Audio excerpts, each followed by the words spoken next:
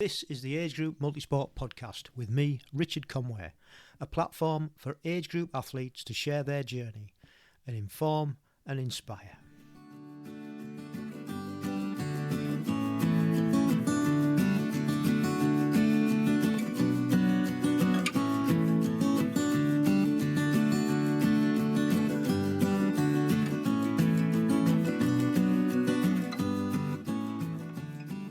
Welcome back to the Age Group Multisport Podcast, aka AMP. Thank you once again for tuning in and giving us a listen. Much appreciated. Thank you for the ratings and the comments. Really love hearing the feedback. And if you're new to all this, I hope you enjoy this episode. We've got a cracker, really great guest on. And if you haven't heard any of the others before, get back into the archives and give them a listen. We've got loads and loads of fantastic guests with loads of information and experience, and great stories. So yeah, go back and give them a listen. And on episode 63 is no exception. We have Dr Bryce Dyer, and Dr Dyer is an associate professor and deputy head in the Department of Design and Engineering at Bournemouth University. I think I got that right. And basically his day job, he researches in sports technology. And he tells us that he's been working with Olympians, the Paralympians, and also a lot of cyclists. And I think the gist I get is his favourite bit is working on aerodynamics in cycling. But, I might be taking that out of context. That's only because that's what he loves to do in his spare time. So, yeah, we had a great chat, loads of information from his background growing up as a kid, as usual, to some insights in the best gains we can get on the bike and aero, because he's done lots of testing over the years. So that's something to look forward to, and that's coming up. Just got back from Lanzarote myself. We had Mrs. C and myself had a week of warm weather before it really gets cold.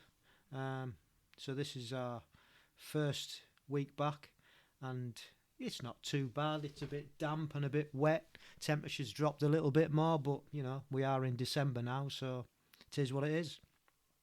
We've been going over to Lanzarote now we're in the taxi on the way back, and we're trying to work out, I think it was 2016 when we first went over, and we always go back to the same place. We're one of those couples who always go back to the same place.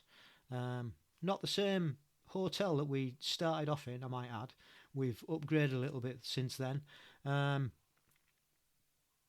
We go back to a place called Portocalero, so we're not in the hub of triathlon training over at La Santa, the other side of the island. We're in a little port called Portocalero, and fortunately for us, where we stay, 3 years ago they built a brand new sports centre, and that's got everything you need: swimming pool, gymnasium, bikes, treadmills, the lot, you name it, it's got it, and it's literally next door. So it's perfect. So not that we go over there to specifically train, or we didn't this time. Sometimes we go over for 3 weeks and we do a lot of training over there, and I usually take my bike. But this time, just because we went for the week, it was literally just to relax. But we did get some swimming in, we got some running in, and we got some biking in, and lots of walking. So that was cool, and the weather was fab. It was 25 degrees. So if you are into some warm weather training over the winter, I can guarantee that you're going to get some really great weather if you go over there. And the place where we go, Portocalero, is superb. Quiet. If you're looking for nightlife, don't bother going there. And it's not full of triathletes. It's just a nice little port with a fantastic leisure centre. So if you're into that, give it a look up. We always have a whale of a time, and we always go back to the same place. We are that couple. So yeah, it was great to get away and get some warm weather, and now we're back. We're cracking on with getting this episode up and running and out, and interviewing more and more age group athletes. And if you're interested and you want to come on, or you know anybody who's got a great story, and it doesn't have to be all stories are great. If you've qualified for your country, you've got a story to tell, period. People often email me and say, oh, I don't know whether my story's good enough. It's good enough. And people will love hearing how you've got to where you've got and what you've achieved. So yeah, just drop us an email. All the information will be at the end of the show, as usual. And come on and share your story, your hints and your tips and your experiences, because people love hearing it.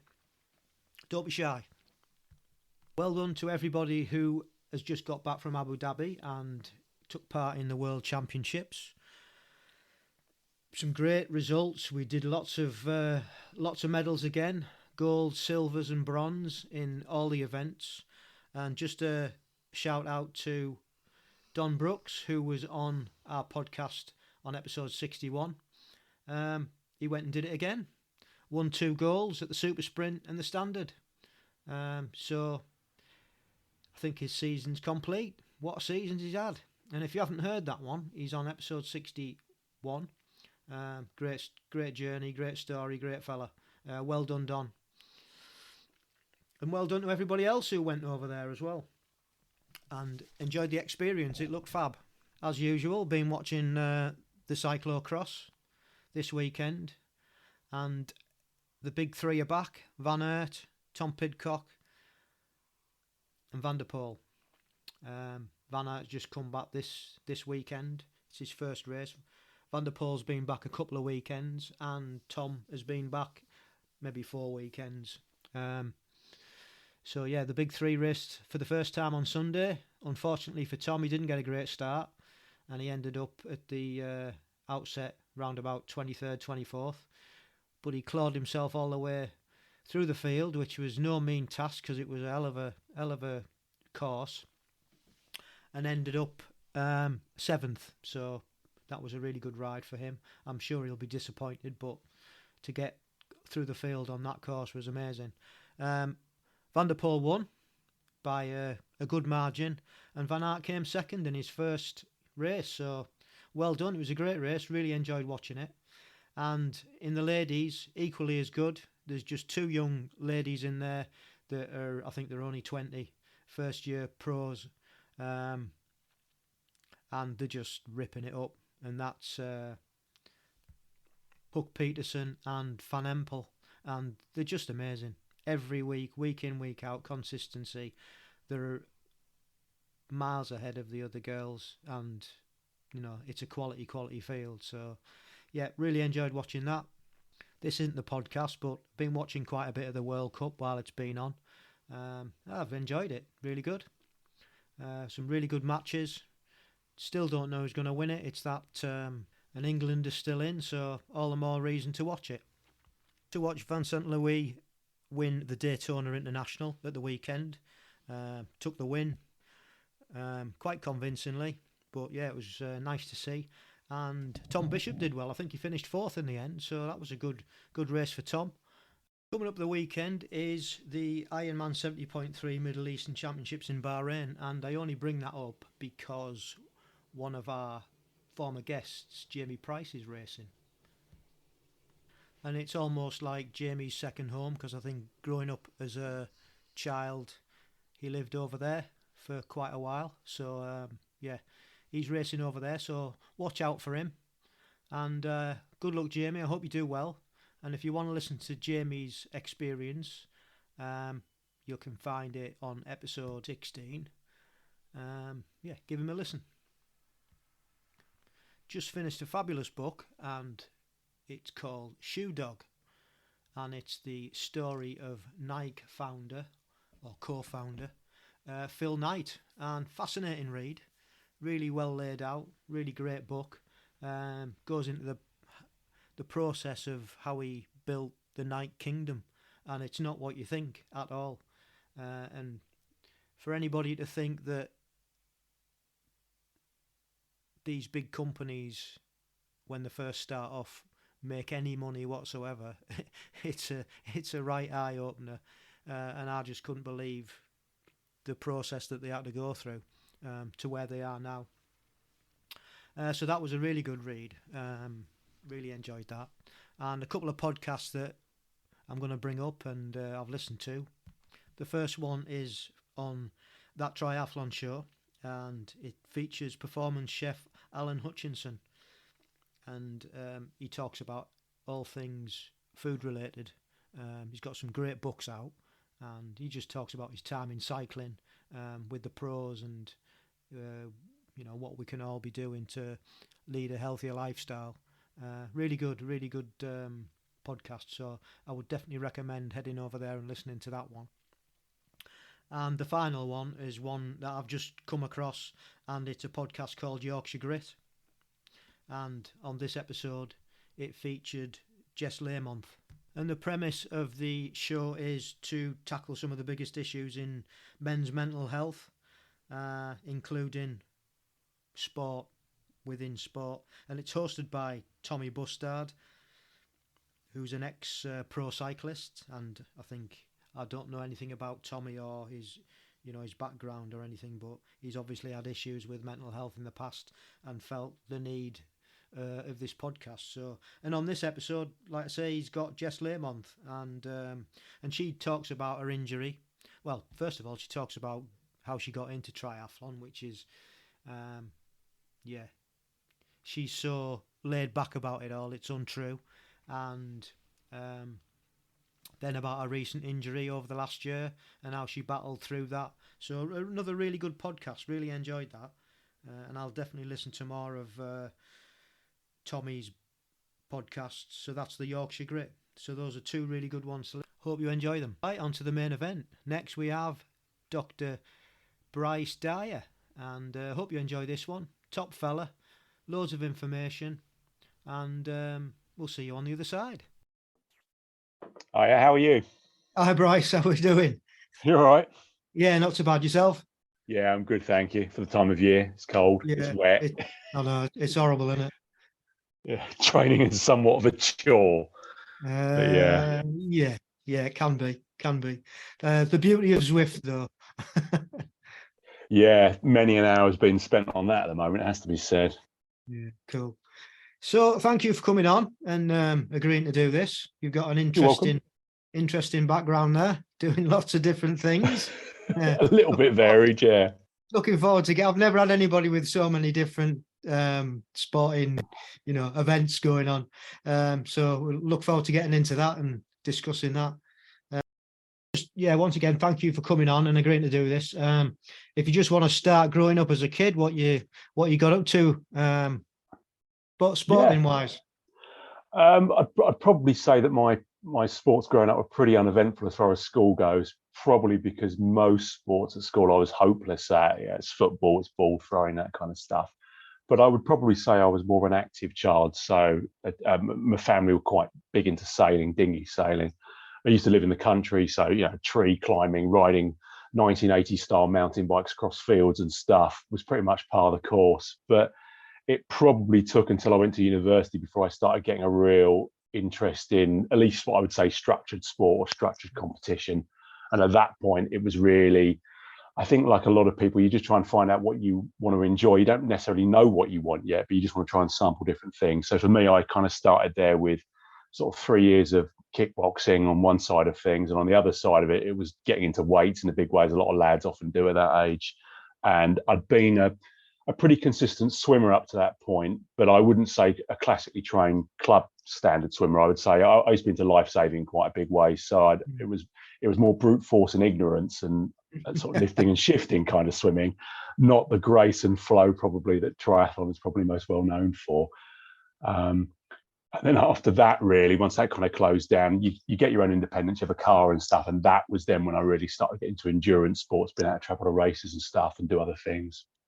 So what races did you start off with? What area did you first get into? I think, do you mean in terms of triathlon or more generally? Well, no, just generally growing up. What you said about university and kickboxing and weights and stuff, but what was your first passion? I think my first having a go at it really was mountain biking, sort of circa 1991. So real early day stuff of mountain biking and doing things like the Malvern Classic Festival. I did about 3 or 4 cross country races, and I've got to be honest with you. Bear in mind what I'm interested in now. I was hopeless back then. I mean, I was doing like fun class mountain bike racing, and I'd be bringing up the rear of the field. You know, my bike handling was atrocious. It was, yeah. I mean, I see old photos of it now, and I just wince. So there was kind of that, and I again, because I was limited of my age, you know, there were races around, but they were quite spread out. So you kind of rely on your parents a bit, as we always do, to ferry us around. I did a lot of sailing in laser class dinghies, so it was very physical. That I did do quite a bit of, but I just kind of grew out of it. I just kind of felt like I was missing. I just hadn't really tapped into really what I was interested in. I knew that I liked sports with technology. I knew I liked things, but I just didn't know at that point what it was. And then once university then finished, I'd been working as a beach lifeguard for a few years at that point. I'd seen a show on BBC, sort of circa 1994. It was Rescue 999, and they were featuring a surf lifesaving club in the West Country called Perranporth. You know, and I remember seeing footage of their World Championships that year of sort of surf kayaks or surf skis, as we call them, going up in the air like Exocet missiles on Newquay Beach. And I thought, yeah, I'll have a piece of that action. So that pretty much took up my thinking for the next 5 years. And I did a couple of world champs in that as an age grouper and a master, and in the States and in Australia, which was, I mean, for those that don't know, surf lifesaving in Australia is pretty much the equivalent of football over here. It's huge. It's a massive sport. And that really was really enjoyable because it was lots of events in a given day, lots of different disciplines, running and swimming and board paddling and kayaking and stuff like that. So that was a really good education in endurance sports. And then that neatly dovetailed into, like probably a lot of people, I was reading 220 Triathlon magazine back in those days. We're getting to sort of 1999 now. Used to have this kind of weird inverted format. So on one half of it would be triathlon. On the other half, they started featuring adventure sports and surf lifesaving. So by buying it because I was into surf lifesaving, I was then exposed to triathlon. And that was how that came about. And now we're getting up to about 2001, 2002. So I had one of my unusually sensible moments, went out, got a coach, because I was really, really good at events that lasted about 20 seconds and pretty hopeless at anything that lasted longer than that. So I needed a healthy dose of common sense and some structure. And then that was pretty much when I started with a triathlon sort of journey, from 2002 round till about 2009 in the end. And that was a lot of fun. That was, with all the usual highlights we go through, so sort of age group competition, Ironman, all that. You know, we went up through the distances and in my case back down again. So that was a pretty fun old time. It just kept going from there, really. Just going back to your life saving, I mean, I've sort of in the back of my mind, I've come across it, but for anybody out there who doesn't know what that is, can you just go into a bit of detail about that?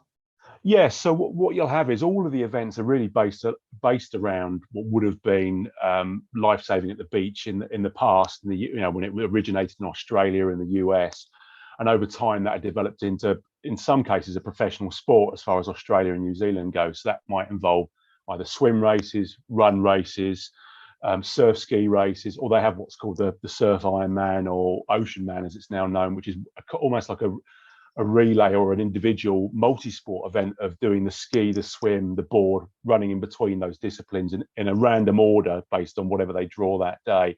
You know, it can be big surf. Right. You know, it's pretty, it puts hairs on your chest, some of it, when you kind of grow up in swimming pools in darkest Essex, which is where I grew up. You suddenly find yourself in Australia in 8-foot swell, and it's you develop a spine pretty quickly. I remember on that one. But that was really good fun. And for me, that all stemmed out of, as I said before, I was pretty hopeless at sports at school. Confidence was quite low. It wasn't really.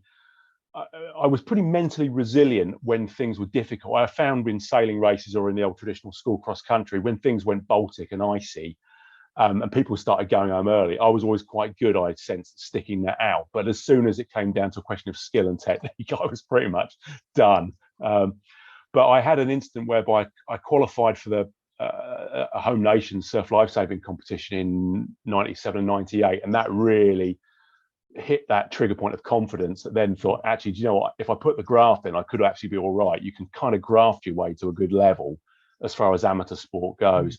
And from there, it was kind of like, right, okay, let's get to some world champs. Let's try and experience the best that amateur sport has to offer. and just see how I measure up. And it might be rubbish, it might be good, but either way, hopefully it'll be a lot of fun just trying to get there. And that was kind of where that went. Yeah. And so how did you do in the end? Did you hit where you wanted to hit, or? I remember distinctly having a heavy hangover in one of the events, but because my birthday, the second time in the States, I had a birthday while I was out there, and yeah, I was out with the Australian team one night. It all got a bit sort of heavy and heated. Those boys can compete off a big night out on the town. I can't, as I found out.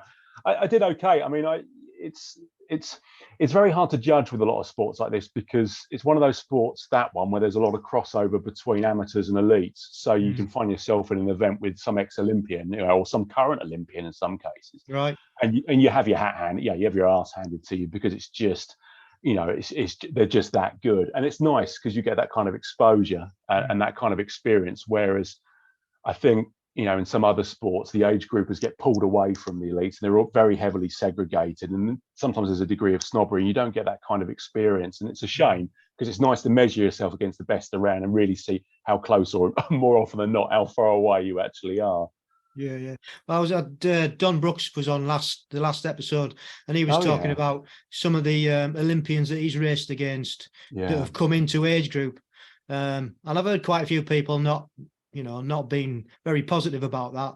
They find that a bit of an issue, but he relished it, because that give him that gauge, having never achieved that as a youngster, give him that gauge now as to where he, give him an idea of where he could have been beating these guys now, So I think there is some sort of crossover sometimes, isn't there?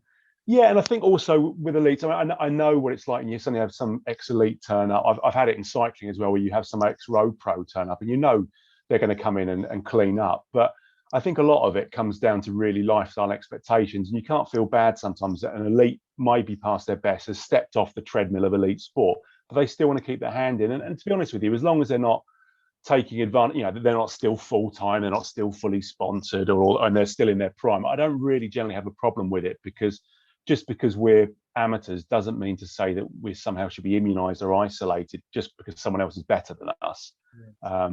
And I think you can learn from those people, and vice versa. There's a lot of very gifted athletes I've met through my professional sort of walk of life that are highly dedicated, highly motivated, well equipped. And really, it was a choice to be amateur, not to be an elite. So there is a lot, as you say, there's a lot of overlap between the two. Moving on from that, and you saw the triathlon. Let's break the triathlon down. What did you get into first? Obviously, you saw it in the magazine. I mean, I probably went through a very typical journey that a lot of us did, whereby you start with your local sprint events. I was living on the south coast at that point of the UK, so we had a really good scene down here, really well developed local series, some really good organisers setting stuff up, and as a result, you could really ease yourself into it. I remember doing one race prior to being coached, which was the first time I'd ever raced any kind of endurance event flat out longer than probably 10 minutes. And it was a pretty, as everyone remembers their first triathlon, it was a pretty ugly affair. You get to the run and you've never run off a bike before, and your legs are in a different postcode half the time. So, there was a degree of that. And then the following year, which was beginning of 2003, I was getting coached by Scott Murray and Di Newnham over at Synergy Coaching. And that was a real help, because I didn't so much needed structure. I'm quite a methodical, highly disciplined person, but what I did need was a healthy dose of common sense, which I know in triathlon we're not always well known for. And so as a result, it was a very careful progression from sprint distance through to Olympic distance, and then finally, I think I did European age group champs over standard distance in 2004 in Lausanne, same again in 2005, and then in 2006, I just decided to go all in and try Ironman, which I did down in South Africa, which again, amongst my friends, is a pretty well-told story. But back in those days, all wetsuits were black. Apart from me, we had a good agreement with DeSoto that were helping the team out I was in at the time, and I bought a silver wetsuit, which I thought looked really, really cool. But what I hadn't really considered was the fact that you're going to one of the shark capitals of the world, and you're in a swimming group of 2,000 swimmers, and you look like a 6-foot fishing lure because you're in silver. So yeah, that was a dose of reality. And then really from that, it was always about working towards trying to get to the world champs of triathlon, which I know for a lot of age groupers might be almost part of the course. For me, it was a slog, because my swimming was decent, but it needed work. In the, as I say, I'm quite a big guy. I'm sort of 88, 89 kilos, 6'3", so I'm big.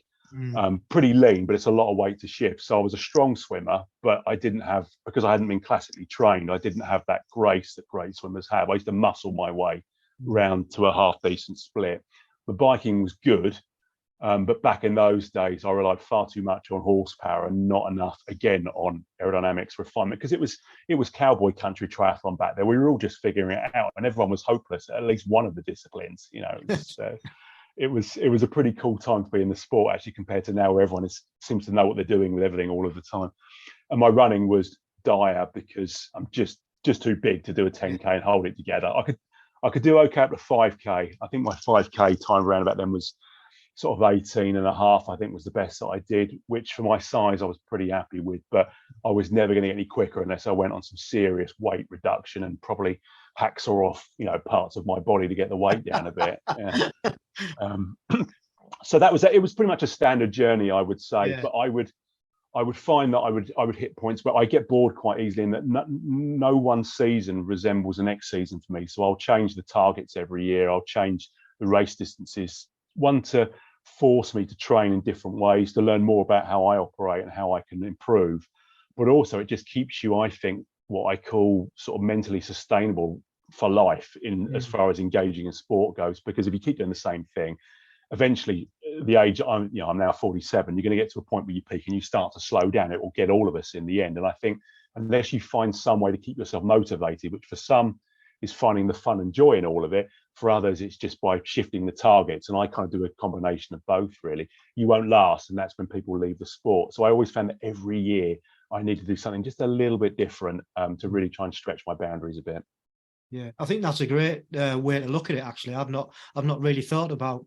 I mean, I'm probably the latter one you mentioned there. I just love it, just do it. It's not a chore. Every year can be the same. I'll just, but I've never thought about really mixing it up and trying different things, because I think I've missed what I'm doing too much. So, but that's a really interesting way of viewing it.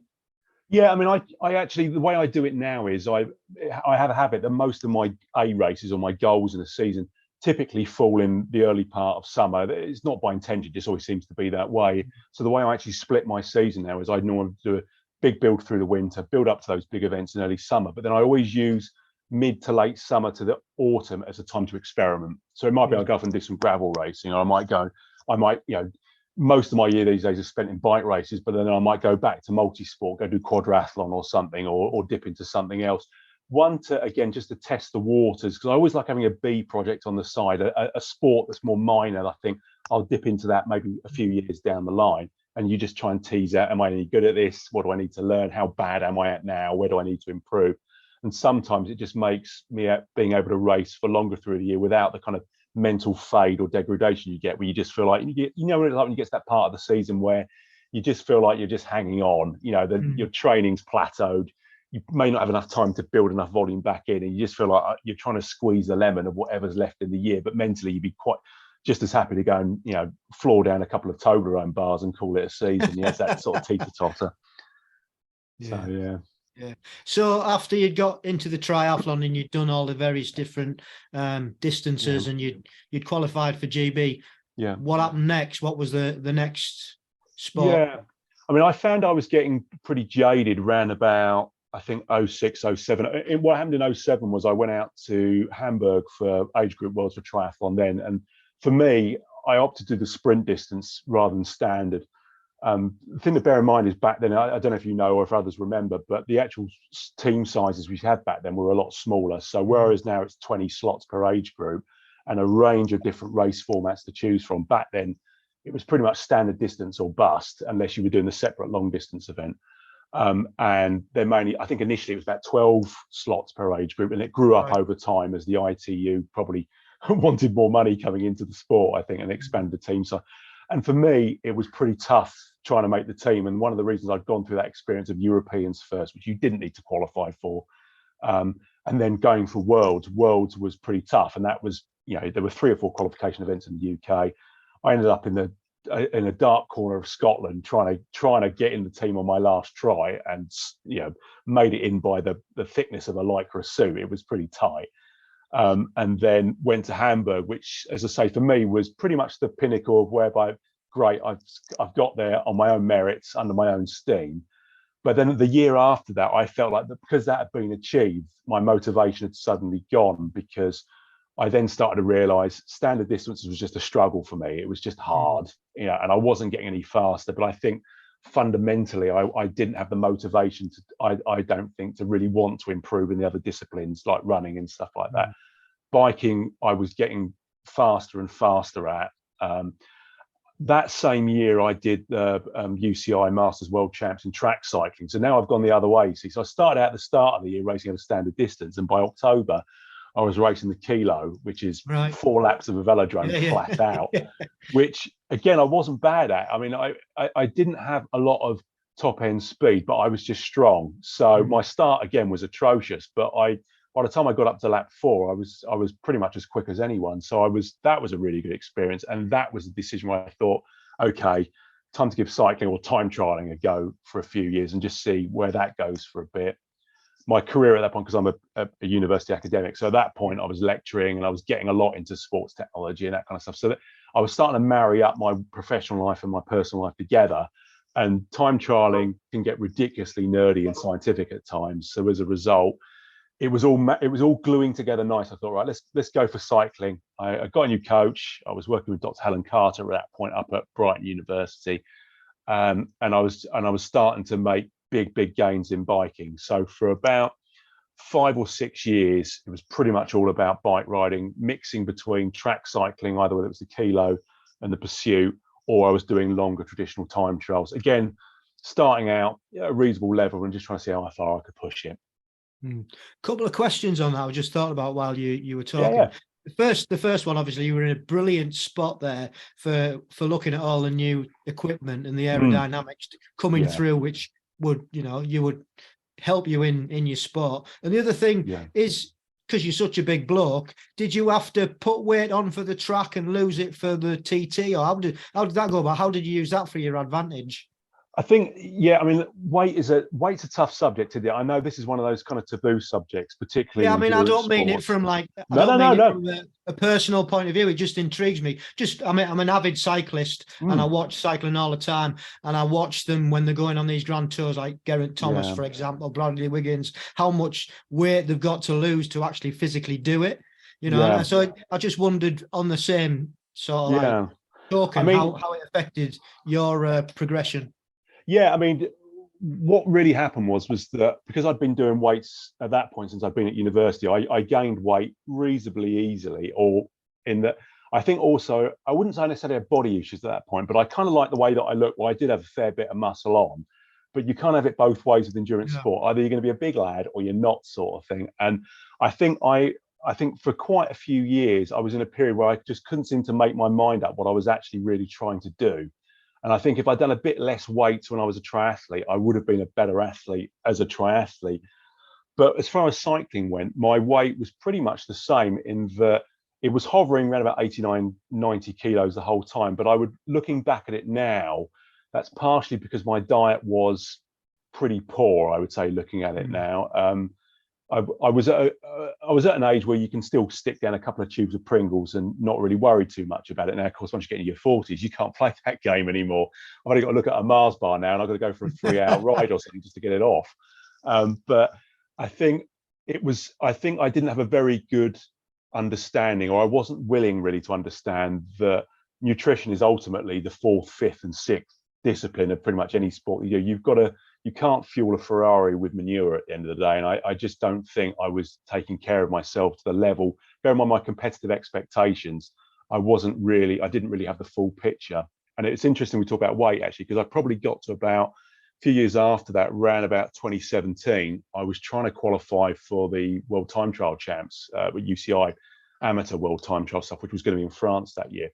Went to the qualifier, missed it by 1 place in about 4 seconds, which was for a 40-minute race. I was pretty devastated. Yeah. I then basically did a complete teardown after that of really going back, looking at everything again, training, equipment, body image, the whole lot.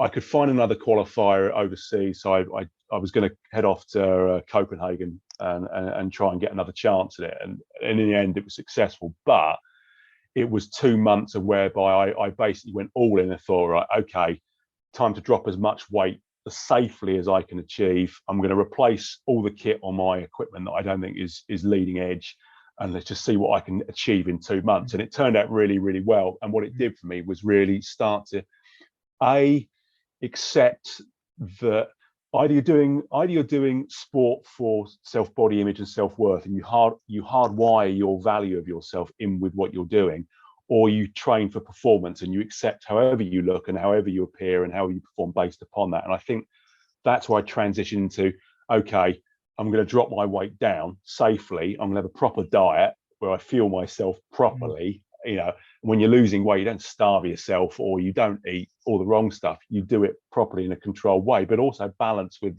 I still need to have a life and a good time with my family and stuff, you know, not feel guilty about, you know, a Christmas donut.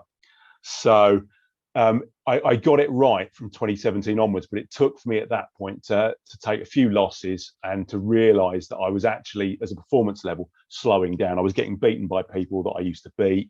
My performances weren't increasing, and I just put it down to age prior to that. And what it was just really that I don't feel that I hadn't taken a holistic approach to sport, performance, and well-being. And that was really the tipping point where I started to get it all nailed down properly. Yeah, interesting, isn't it? Like you say, people have so many issues with body image and weight and stuff.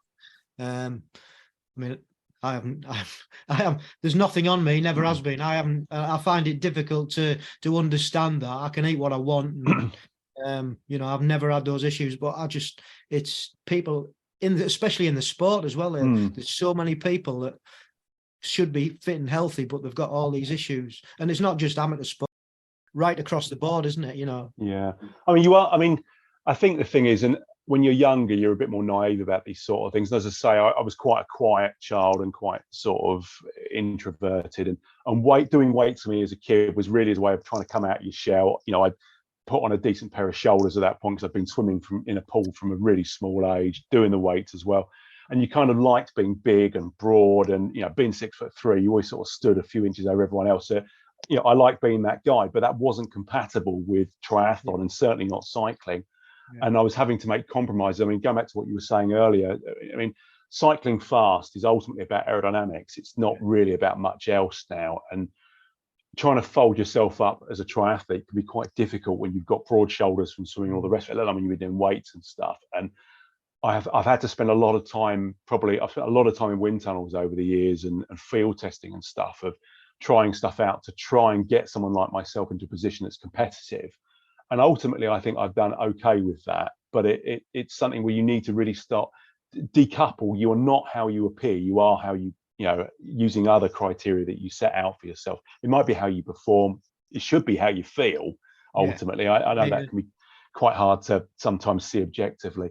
But it isn't just about how you look in the mirror or how you think you're being perceived by others. And once I'd got rid of that, you know, in my 20s, it's quite liberating. You really do start then thinking out, I'm going to do this because this is why I'm doing it, and this will help me perform better.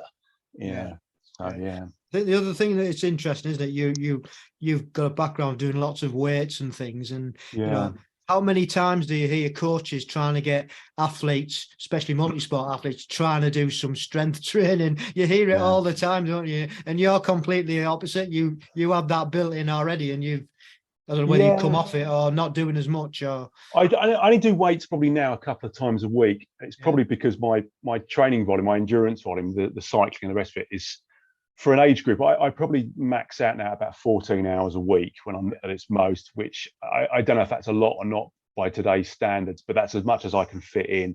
I do a couple of sessions on top of that, not necessarily just for performance, but actually as we get older, particularly when you enter your 40s and definitely your 50s, your body's going through changes. And ultimately, if you don't do strength and conditioning work, one is you're liable to get more injured because you have the imbalances and you become a product of your lifestyle, essentially.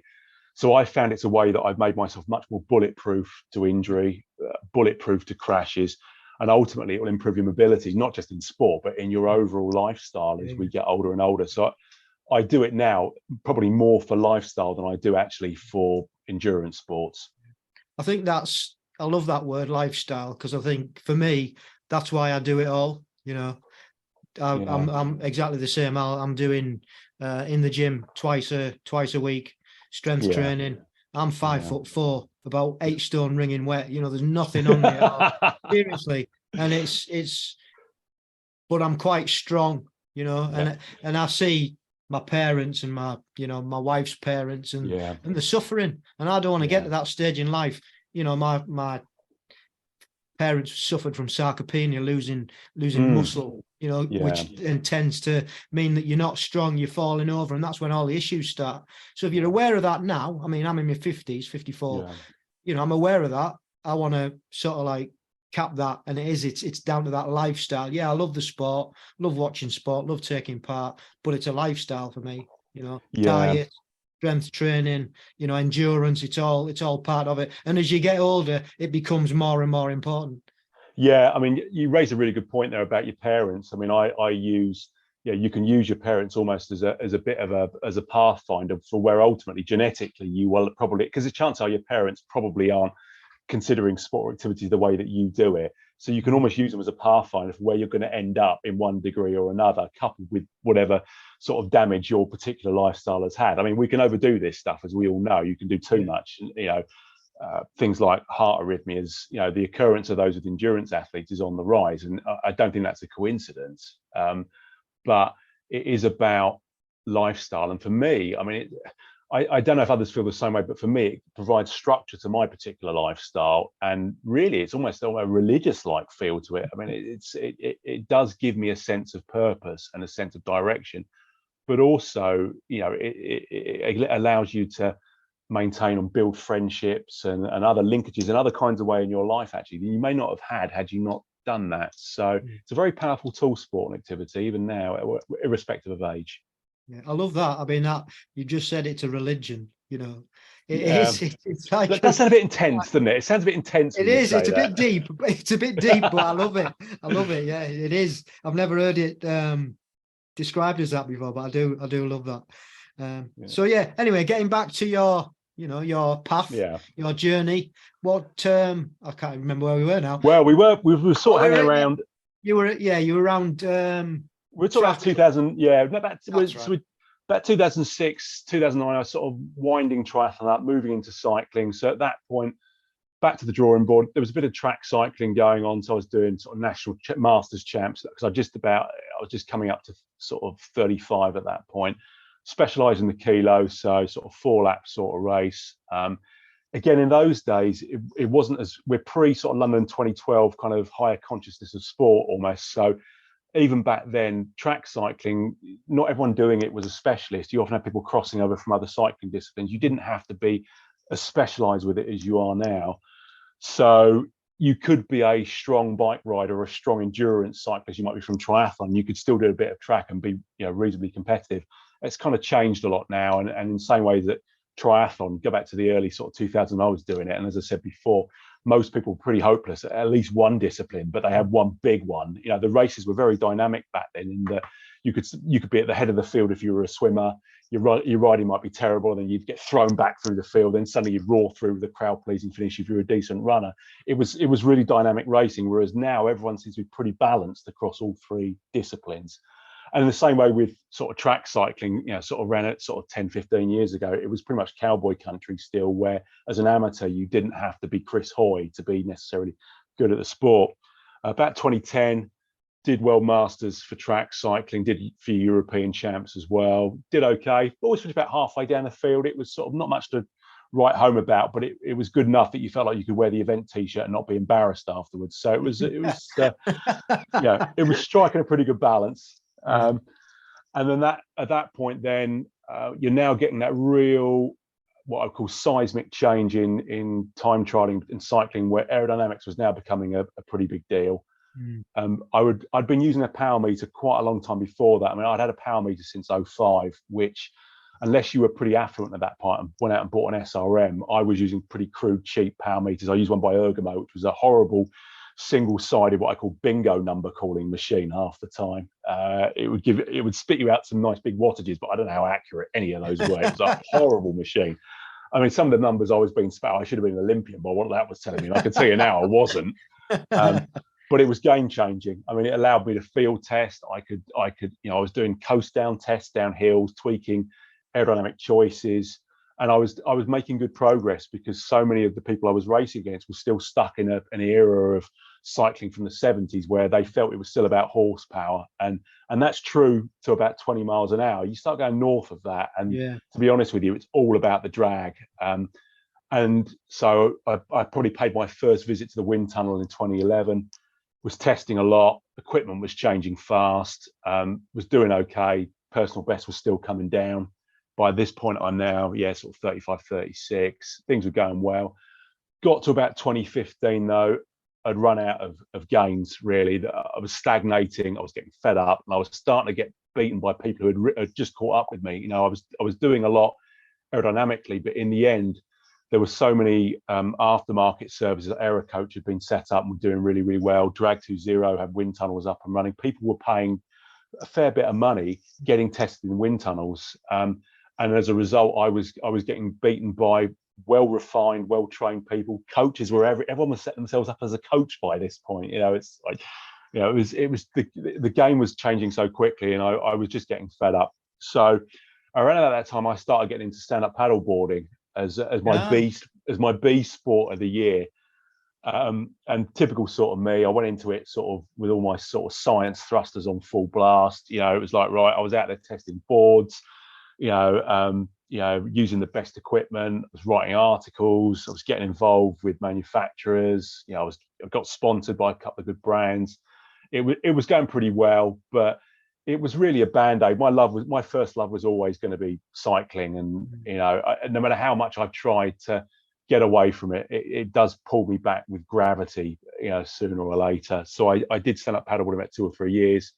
Did a European Masters age group champs in a one design class in this country. Dipped into quadrathlon at that point, which, if your listeners don't know, quadrathlon is basically swim, kayak, bike, run. Well, this is great because this really was like going back to the dark ages. I was thinking, that's ideal, isn't it? That was it. I did that for a couple of years on the side of cycling. So I do my time trial season up to about June. Then I sort of do some panic training with running again, and some swimming. I've been kayaking pretty consistently alongside my biking anyway, a couple of times a week. So I was paddle fit, and did a couple of seasons of quadrathlon, that really is a fantastic sport because it's almost impossible to train for 4 disciplines. I mean, 3's bad enough, particularly when you add in strength training as well and all the rest of it. You're trying to do 4 disciplines now. I mean, everyone is hopeless at least one of those disciplines, and more often than not, it'd be most of them apart from one. So the racing, although it was quite small races, everyone knew everyone. It was very friendly. You'd have never any more than about 40 or 50 competitors. And the racing, again, incredibly dynamic, really exciting as a competitor because you just get run down the whole time or swum over. And it really was like going back to triathlon 30 years previously. So that was a lot of fun, but it was, again, that then got to that point of where it was becoming an excuse for me being fed up with my cycling. I had that incident in 2017 where I dumped about a stone in weight quickly, overhauled my equipment, went to Worlds, and then pretty much since that point I've stayed with that and continue to improve. I mean, I've got 23 years worth of data of a local 10-mile time trial course that's very close to my home here, and I've got I've done hundreds and hundreds of races on that course on a quiet Thursday night with some sort of local cyclists, your local cycling club. And my times now 20 years later are still coming down because my power is still creeping up. It's small now. I mean, at 47, you take every watt you can get as a bonus. Anything you don't lose is a gain. And my drag, I'm still finding gains even now. It might be an equipment change. It might be a setup tweak. The season I just had was probably the best actually I'd ever had because I managed to find drag gains and power improvement in the same season at the same time. And everything just went really, really. I didn't have a bad race all year. But you don't get that kind of lightning strike very often. And then again, I was still experimenting. There's always another sport on the side, whether it's gravel racing, which I've dipped into now and really enjoy that. But it's inherently for me for now, it's about trying to take a bike as fast as I think I can get it to go. and not look like a complete idiot doing it, really. So yeah. Yeah, that's yeah. I mean, you can from what you're saying, what your first love is cycling, isn't it? That's the thing that runs right the way through it, and everything else is just keep you motivated. I guess it's interesting what you were talking about the paddleboard in there, because that over lockdown that just went ballistic, Nuts. didn't it? Yeah, I mean, again, you must have been thinking, what? Hey, hang on a minute, what's going on here? I was doing yeah. this. I mean, One I of have a those. local. I have a local river down there that goes out to the sea, and I mean, when I first started doing paddleboarding, which I think was 2015, and to be honest with you, I mean that started purely as a leisurely pursuit. My girlfriend actually did it first at the time, and it was supposed to be something that we could do together, as a couple, that would be leisurely and fun and enjoyable. It took 5 minutes before I was looking at race boards. Right, where's the series? Who are the big names? Who are the main players? And again, back then, 2015, paddleboard, no one really knew what it was. 3 or 4 years later, come the pandemic, everyone's buying 200 quid paddle boards from Tesco's, and my local river looked like the M25. I mean, there was literally people everywhere, and it's great because it's actually, I mean, as an aside to this, it's a brilliant exercise for conditioning because you train your core, your muscles, and your symmetry simultaneously. So it's a brilliant exercise for rehab and for general conditioning and for socialization, because you can actually have a conversation with a person when you're doing it, unless you're doing like I am, when you're bent over breathing out of orifices all over the place because you're trying to go sort of 10 k's an hour. But it's that was a really good activity to do, and again, it's something I definitely recommend to people to try because it is enjoyable, and again, it's very, very good for your conditioning, your fitness and stuff. Good cross training. Yeah. Cool. Great. And has that brought us up to date then? I think pretty much. I mean, for me moving forwards, I mean, multi-sport, people say, you've ever thought back about the triathlon and stuff, and I hadn't. And really randomly, about 2 months ago, a friend of mine who, again, a bit of an old hand of triathlon and duathlon from back in the day, was messaging me for some tech advice. Because my sort of day job, all my research is in sports technology, so I work with Paralympic athletes quite a bit, developing equipment for them, or just really working with cycling teams to try and find gains and stuff all over the place. So I took a call from him, and he was looking at coming back into the sport after probably 15 years of being away from it, pretty similar to me in many ways. And I hadn't really looked at age grouping and try for a good 10 years or so. And I hopped back on the website, and it's all gone multimedia. I was like, oh my God, this is like really lavishly laid out. The age group page has got fantastic kit and all the rest of it. And it was like, whoa, it is, when I went, there was triathlon and maybe a quadrathlon was just starting to kick off. Now there's like, sprint, super sprint, aquabike, which, piqued my interest. Yeah. And it's kind of, I thought, actually, I kind of fancy a comeback, but not one that's going to involve much in the way of running. So I've started to look at it again with a view next year of, I'll get my cycling season done. I'm trying to get a slot for Worlds again, because the Worlds this year and next year, is in Scotland in time trialing. So I'm going to go full tilt for that. And then once that's done in June, as long as it goes well, then there's qualifiers for aquabike and super sprint tri. Now, super sprint tri appeals to me because that brings me back full circle, almost to surf lifesaving, really short racing. Yeah. Even I can hold a run together for 2.5k without looking like a fool. So there's that there. And I kind of like, again, it's going to be fast, it's going to be flat out. And then aquabike, which used to be, when it first came into being, when I first had it, it was really designed for people who were injured, to be honest with you, couldn't run so much. And looking at the results of that last 2 years, there's some pretty quick athletes doing it now and putting some big times down. So I thought, oh, hang on a sec, I could actually make this work, get back in the pool. I've got pretty big volume now for my riding to give me a certain degree of carryover to running and stuff like that, to probably blag a half decent couple of K run out of it. So once I get cycling done next year, I'm going to probably do a couple of qualifiers. The way the system seems to have changed since I last done it is, rather now being almost, it's still, rather than being competitive man to man now, so to speak, it seems to be really about, you've got to hit the qualification percentages out off the winner of your age group. So it's much more about raw performance now rather than people. So if you can hit the performance, it looks reasonably, I used to say reasonably, probably arrogantly, but it looks reasonably straightforward to get in the team, provided you can hit the standard. So knowing that, as a scientist, I can work back from those kind of performance objectives, work out what I need, and then I can do the maths, work out how I need to get there, and then try and build my training around those kind of targets. Yeah. So that should be a good laugh. Yeah. I think you're right. I think you've also got to look at who else is racing where, as you probably are aware, and choose your race wisely. I think if you want to qualify, that's another way of doing it.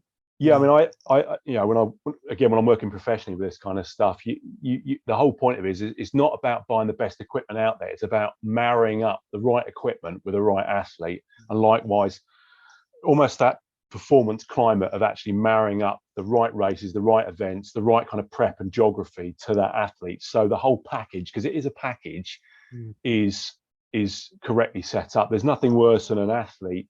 It might be because they want to have some fun, and that's absolutely fine. But if they're looking for a big event with a big result, you've really got to look at everything, not just the distances. You've got to look at, what's the travel going to be like? What equipment have you got right now? Is it optimized for what you're trying to do? Are you spending your money in the right place? Too many athletes I see are spending money in the wrong place. They're spending too much money and in the wrong places. Some of the best gains I've ever made in cycling were actually virtually free, virtually low cost. It's not about going out and dropping 10 grand on a bike these days.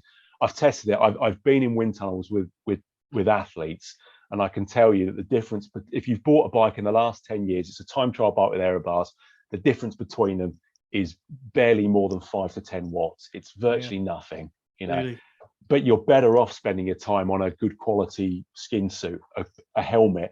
The biggest performance issue I have when I'm on a bike is where my head is at in terms of how high or low or its orientation. Athletes often are riding triathlons with their heads far too high. They're not in the aero bars enough. They've spent, $3,000 on a set of wheels, but they're not then looking at other parts of the package, which would actually probably let them go faster for nothing, good tires, all this kind of stuff. So it's really about building that environment, making sure that whether it's I'm working with someone else, making sure that the climate around them is right, or with myself, have I really done as much as I can to improve my chances? And with that, you can then set your objectives. And if it doesn't go well, you can look at what you did objectively and actually better sleep afterwards. It's kind of like, I did the best I could under conditions. I've been beaten by the better athlete. And I'm okay with that when that happens, if you did your best and you set the right climate and conditions around yourself.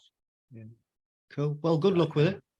Well, who knows? I mean, you'll know when I'm running, because I'll be the guy that's bent over double at the end and probably in the first day after like 2K. But it is what it is. If it ever stops being fun, then I'll stop and race wheelchairs or something. I don't know. Cool. Right, we'll go on to the quick fire questions, and then go on then. We'll be done. So the first one is, what's your favourite bit of kit? Oh, I would say the favourite bit of kit would be the sound of a rear disc wheel on a bicycle going around at 35 miles an hour. Nice. It does sound, and not that I could hit those numbers, but it does sound nice when they go past me. If you go down a parade of houses, the sound bounces off the walls of the houses. It sounds like a Chinook's coming into land. It's an amazing sound. Yeah, lovely. I like that one. What advice would you give anybody starting out in the sport? Enjoy the process, not just the destination. Yeah, good one. What resources do you use? I mean, obviously, you being in your position, you're obviously inundated with. But for the layman, what sort of resources would you advise people go to? That's a really good question. I mean, if we're talking as far as triathlon goes, I think there's no substitute, particularly if you're starting out, for finding a good, reputable coach that can help guide you through the process. I generally self-coach most of the time, but I think I still touch base with coaches and experts periodically, because you're not an expert, you're never going to be an expert, and you're never going to know everything. And I think having a good coach there will keep you honest, keep you guided, and keep you safe, ultimately. Yeah, cool. Yeah, I like that.